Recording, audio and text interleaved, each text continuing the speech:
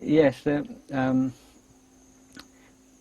trying to put it all together, and particularly the chronology of the early years, particularly when he was a young monk, and then his Tudong years, which cover about eight years from late 1946, early 47 until March of 54, when he established Wat Pah Pong. It's all very kind of hazy. And there was never been any real interest in historical accuracy and keeping a record of dates and so on.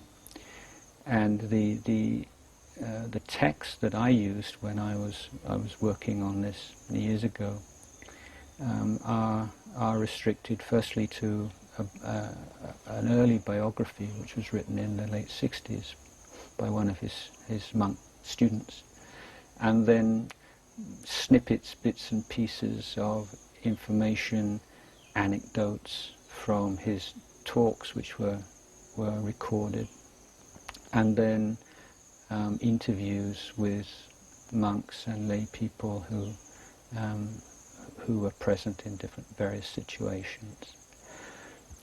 But it's completely inadequate, really. And the chronology of exactly what happened in which year I put together with great difficulty, and just basically thinking, well, that must have happened before that, and that must have been that year because he's in that particular province, or it's obvious that this hasn't happened yet, and so more like detective work, really. Because the monk who wrote the original biography really missed a great chance, because he was so in awe of Ajahn Chah. He was kind of quite a new student, someone who came from an academic background and then gave that up and came to live in the forest monastery. So he had certain literary skills and very, very inspired with Ajahn Chah. But at the same time, it's just unthinkable that he would sit and say, well, look, you need to be a little bit more systematic about that. You know, when exactly did that happen, and what year, and what about, you know, it's just unthinkable that he would be brave enough to subject his teacher to that kind of cross-examination. So basically Ajahn Chah just told a few anecdotes, I think just whatever came up into his mind at that moment. No sense of preparation or going through it year by year, or, you know, what were the kind of major formative influences, and could you say some more about your relationship to this monk or that monk. It's just completely kind of random, and some of the anecdotes he told are really kind of almost inconsequential. It just happened that sort of one thing led to another while they were talking, I think. But that became kind of the text for many, many years. So, you know, I tried to fill that out a bit more. But so this episode with this woman, the widow, it's kind of, everybody knows this story. But I'm assuming it must have happened at that particular point in time, in that hot season before he went to Lumpur Ginris, because of things that happened in the following Pansa.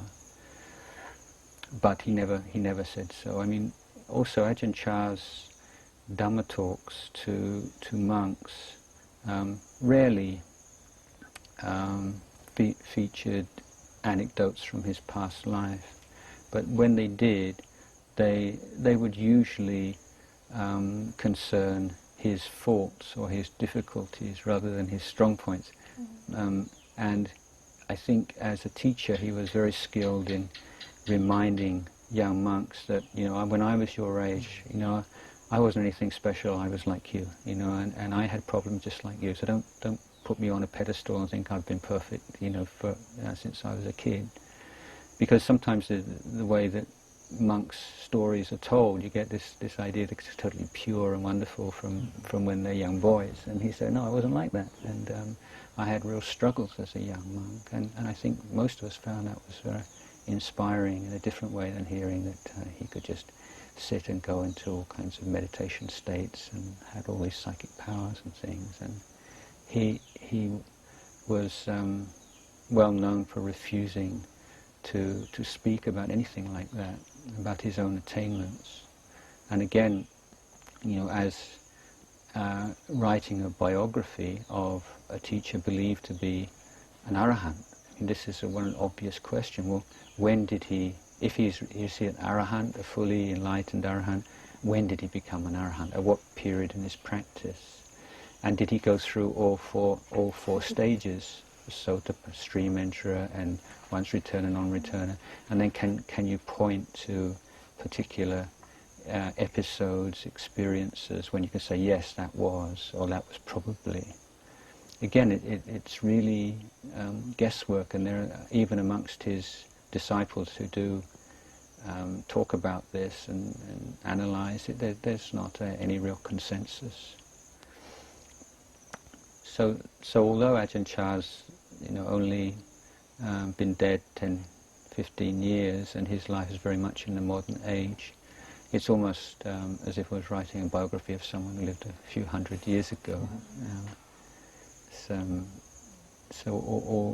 most of the information you have to sort of sieve and to